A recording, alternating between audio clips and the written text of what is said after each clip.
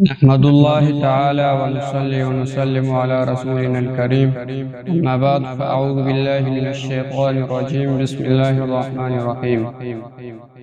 پچھلی درس میں ہم نے مخارج الحروف میں شروع کیا تھا، اس کی ضمن میں مخرج کی تعریف اور پھر حرف کی تعریف اور ان کے بعد حروف کی قسمیں بیان کیے تھے، حروف اصلیہ اور حروف فرعیہ۔ آج کی درس جو اس سلسلے کی 12 نمبر درس ہے، اس میں ہم حروف فرعیہ کی قسمیں ذکر کریں گے اور ساتھ میں یہ بھی بتائیں گے کہ مخرج محقق و مقدر کیا ہے۔ تو حروف فرعیہ میں سب سے پہلے حمزہ مسہلہ ہے، یعنی تثقیل والا حمزہ، جیسے اعجمی، دوسرے حمزے کو نرمی کے ساتھ پڑھنا، جیسے اعجمی۔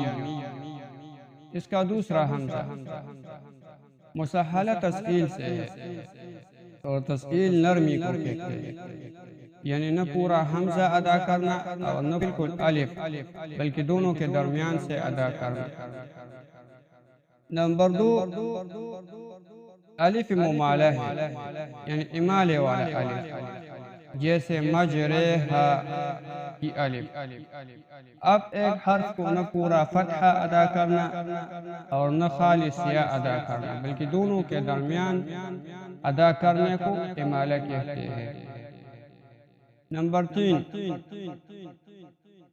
الف مفخمہ، یعنی وہ الف جو پر پڑا جاتا ہے، جیسے قال کی الف۔ نمبر 4 لام مفخمہ، یعنی وہ لام جو پر پڑا جاتا ہے، جیسے هو اللہ کی لام۔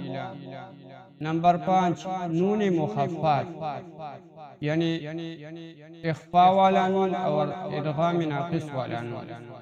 پہلے کی مثال جیسے منکم، دوسرے کی مثال جیسے من یعمل۔ اب حروف کے مخارج 2 قسم پر ہے، محقق و مقدر۔ مخرج محقق کی تعریف یہ ہے، هو جزء معین من اجزاء الخلق او اللسان او الشفت، یعنی مخرج محقق وہ ہے کہ اس کے لیے ایک مقرر کردہ حصہ ہو، جیسے حلق یعنی گلا، یا لسان یعنی زبان، یا شفتین جیسے ہونٹ۔ مخرج مقدر کی تعریف یہ ہے، هو ما لیس له جزء معین، بالکل اس کا الٹ ہے، یعنی وہ جس کے لیے کوئی مقرر حصہ نہ ہو، جیسے جوف، یعنی منہ کے اندر جو خالی حصہ ہے، اس کو جوف کہتے ہیں۔ اور خیشوم، جو ناک کے اندر اوپر والا حصہ جو ہے نرمی والا، اس کو خیشوم کہتے ہیں۔ تو آج کے لیے یہ کافی ہے، آئندہ اسباب انشاءاللہ العزیز جاری رکھیں گے، تب تک ہمیں اجازت دیجیے۔ وما علینا الا البلاغ۔